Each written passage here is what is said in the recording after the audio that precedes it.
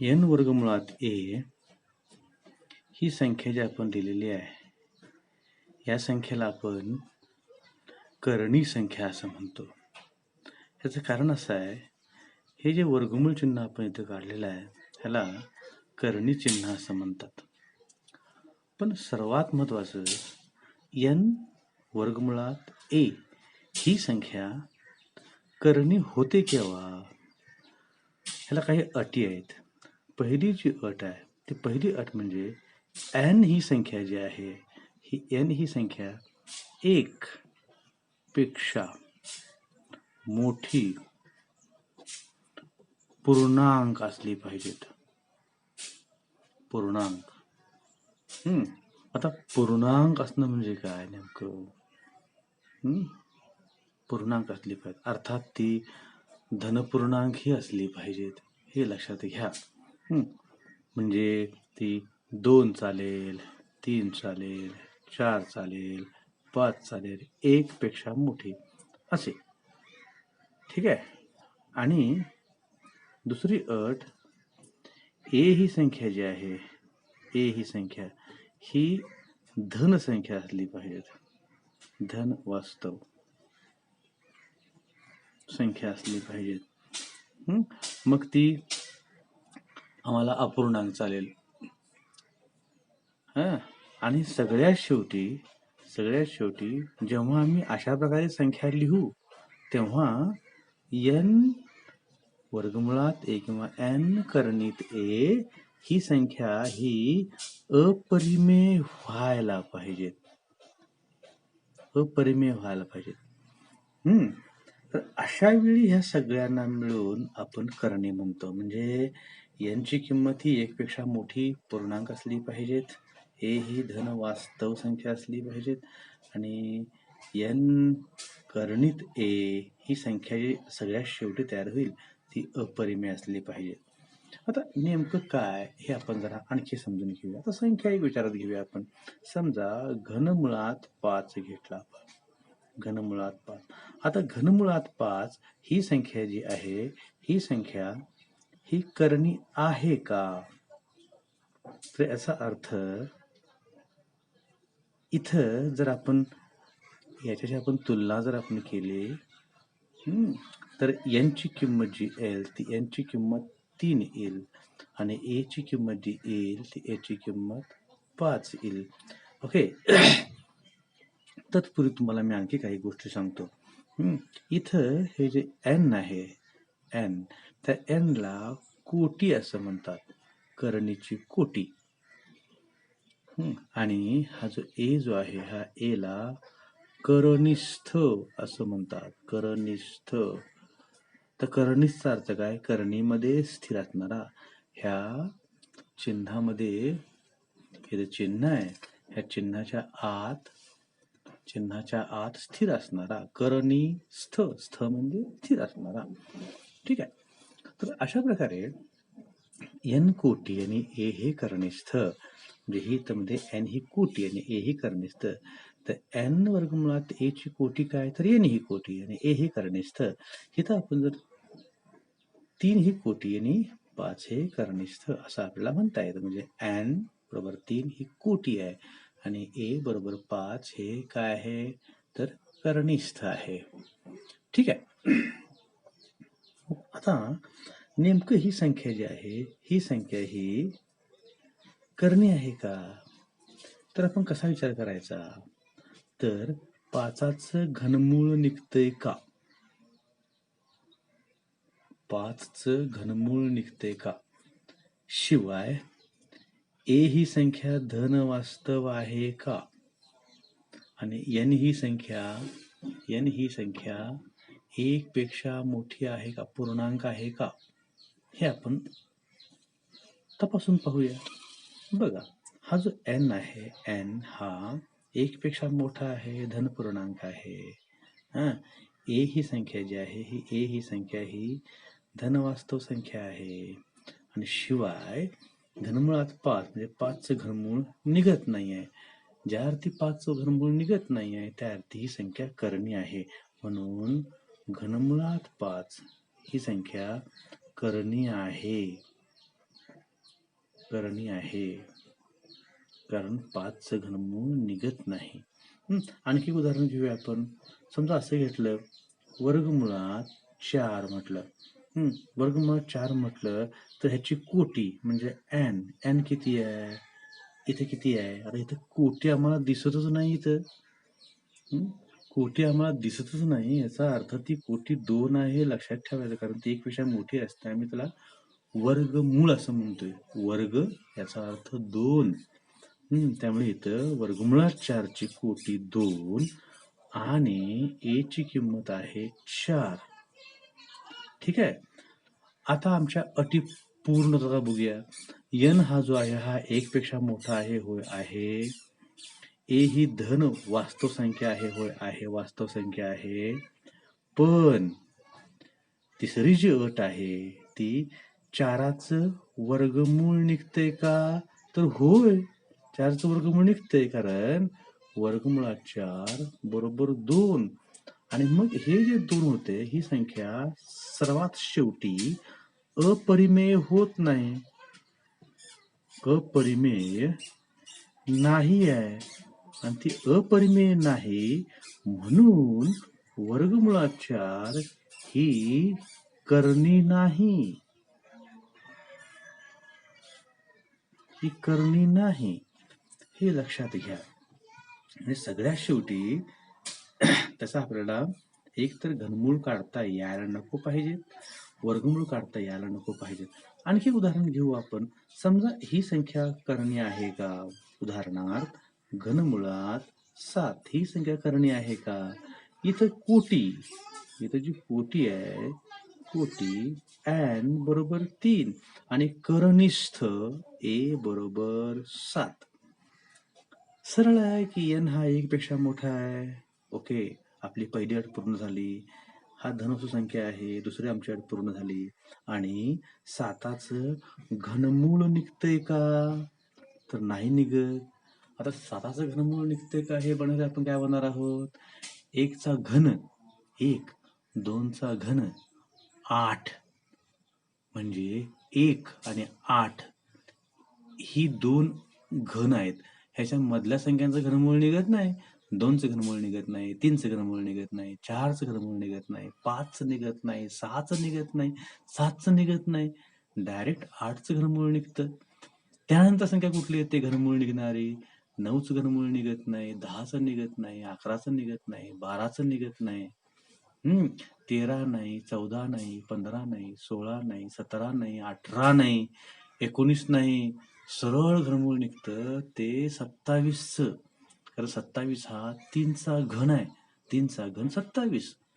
आणि म्हणून घनमुळात 7, 7चं घनमूळ निघत नाही, आणि म्हणून घनमुळात 7 ही संख्या करणी आहे. ठीक आहे, ही संख्या करणी आहे. आता करणी आहे का नाही आपल्याला पाहता आलं. समजा आपण संख्या अशी एखादी मांडली की, तर म्हटलं 1/2 मुळात 5 म्हटलं, तर इथं n जो आहे हा n हा 1/2 झाला, a हा 5 झाला, 1/2 म्हणजे हा अर्धा झाला, हा 1 पेक्षा लहान झाला, म्हणून 1/2 वर्गमुळात 5 ही करणी नाही, करणी नाही, हे लक्षात घ्यायचं. ठीक आहे. तर अशा प्रकारे आपल्याला करणी आहे की नाही आपल्याला हे ओळखता येतं. आता करणीची सोपी मांडणी म्हणजे काय आपण बघूया. करणीची सोपी मांडणी, ते हा एक अत्यंत महत्वाचा भाग आहे. करणीची सोपी मांडणी खूप सोपा भाग आहे. करणीची सोपी मांडणी. ठीक आहे. आता सोपी मांडणी म्हणजे काय. उदाहरण क्रमांक 1. समजा मी असं मांडलं, वर्गमुळात 20 संख्या मी अशी मांडली. ह्या करणीची सोपी मांडणी म्हणजे करणीचे 2 प्रकार असतात.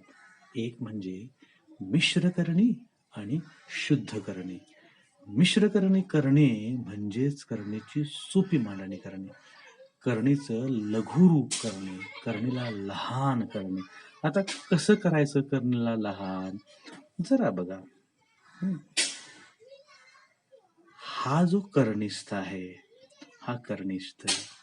हं?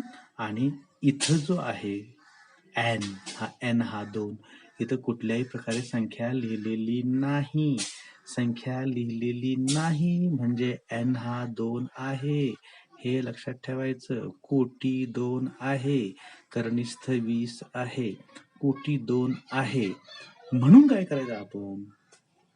सगळ्यात महत्वाचं म्हणजे तर ह्या 20 ह्या संख्येची आपण मांडणी करूया. कशी मांडणी करूया? तर 20 ही संख्या गुणाकार रूपात लिहूया. आता 20 ही संख्या गुणाकार रूपात लिहिताना कुठल्या कुठल्या दोन संख्यांचा गुणाकार 20 येतो? बघूया आपण. 1 गुणिले 20 म्हणजे 20. 2 गुणिले 10 म्हणजे 20. त्यानंतर 4 गुणिले 5 म्हणजे 20. 5 चोक 20. 20 एके 20. ह्या पलीकडे नाही. बरोबर आहे ना? या पलीकडे नाही. ठीक आहे. ह्या 3 संख्या म्हणजे 2 संख्यांचा गुणाकार. ह्या 3 सेट मध्ये आम्हाला सांगता येतं की 2 संख्यांचा गुणाकार हा 20 येतो. 10 दुने 20, 20 एके 20, 4 पंचे 20. पण आम्हाला इथं उपयोगी पडणारी संख्या कुठली आहे बघूया. इथं आपण असा गुणाकार लिहायचा की इथं कोटी 2 आहे. 2ला आम्ही वर्ग म्हणतो आणि म्हणून संख्या जी पहिली आहे ती वर्ग असली पाहिजेत आणि संख्या दुसरी जी आहे ती वर्ग नसलेली असली पाहिजे. आता इथं पहिल्यांदा 1 हा वर्ग आहे पण तो काय बिनकामाचा आहे आमच्या दृष्टिकोनातून, कारण 1चं वर्गमूळ 1च निघतं आणि परत आम्हाला संख्या आत 20च उरेल ती.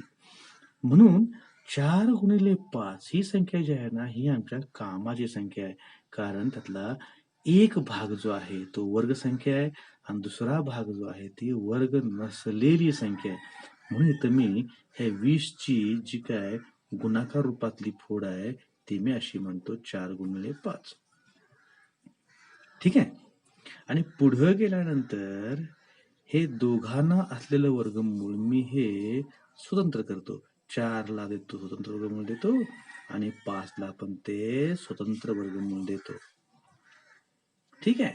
आता असं केल्यानंतर इथं आम्हाला लक्षात येतं की 4चं वर्गमूळ निघतं ते आहे 2 आणि 5चं मात्र वर्गमूळ निघत नाही. हा ते आहे 5 आणि म्हणून संख्या जी होईल ती संख्या अशा होईल 2 वर्गमुळात 5. म्हणजे 20 ही संख्या जी आहे ही 20 ही संख्या ही रूपांतरित झाली 2 वर्गमुळात 5. ह्याला म्हणायचं करणीची सोपी मांडणी. आता ह्या दोघांना विशिष्ट नाव आहेत. 2 वर्गमुळात 5 म्हणजेच वर्गमुळात 20 होय. हे लक्षात घ्या.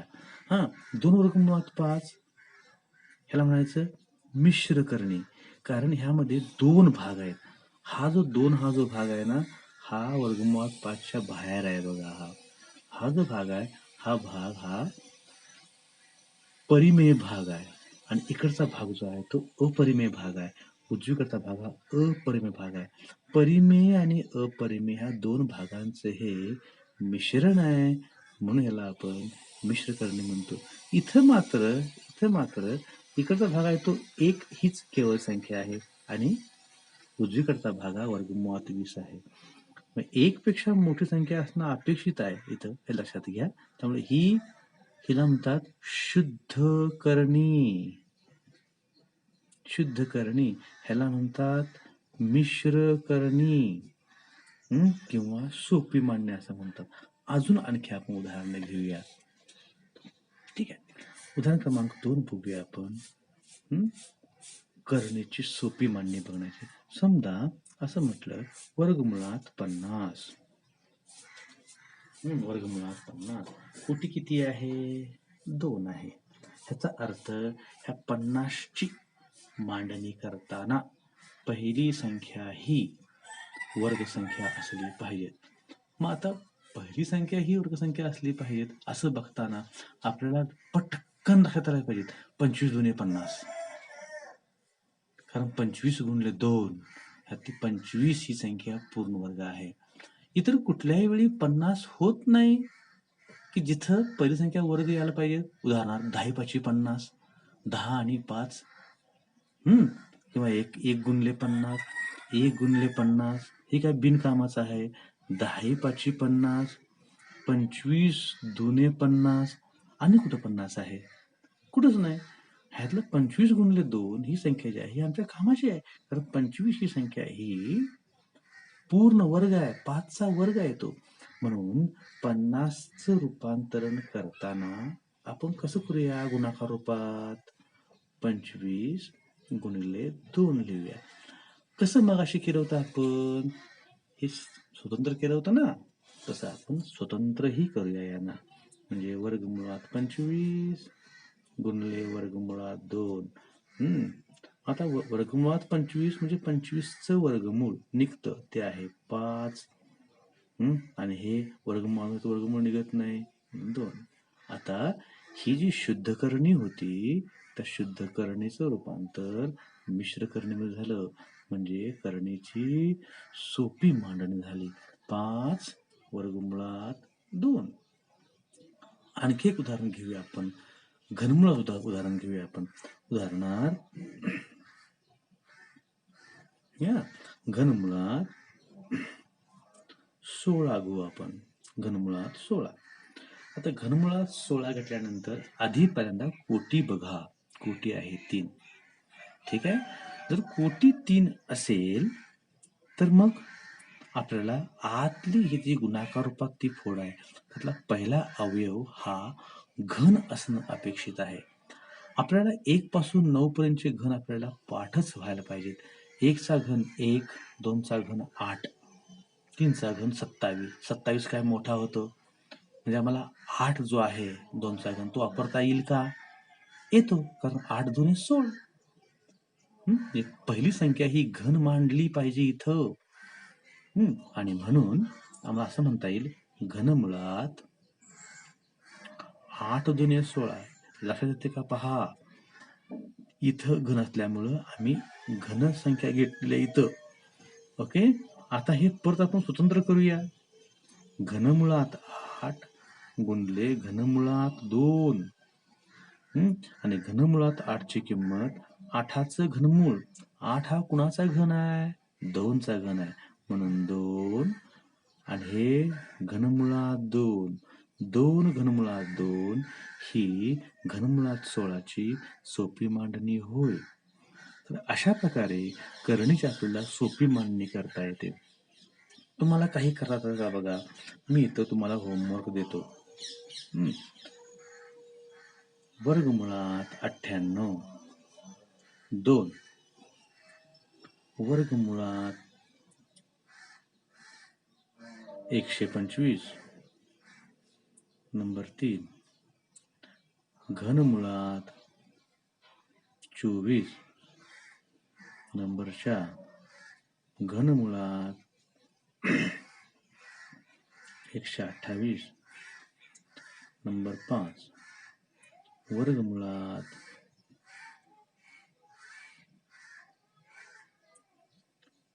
48. हे उदाहरण 5 सोडवा बघूया. ही सोपी मांडणी करा. करणीची सोपी मांडणी पूर्ण करा. करता येते का हे पहा. ठीक आहे. धन्यवाद.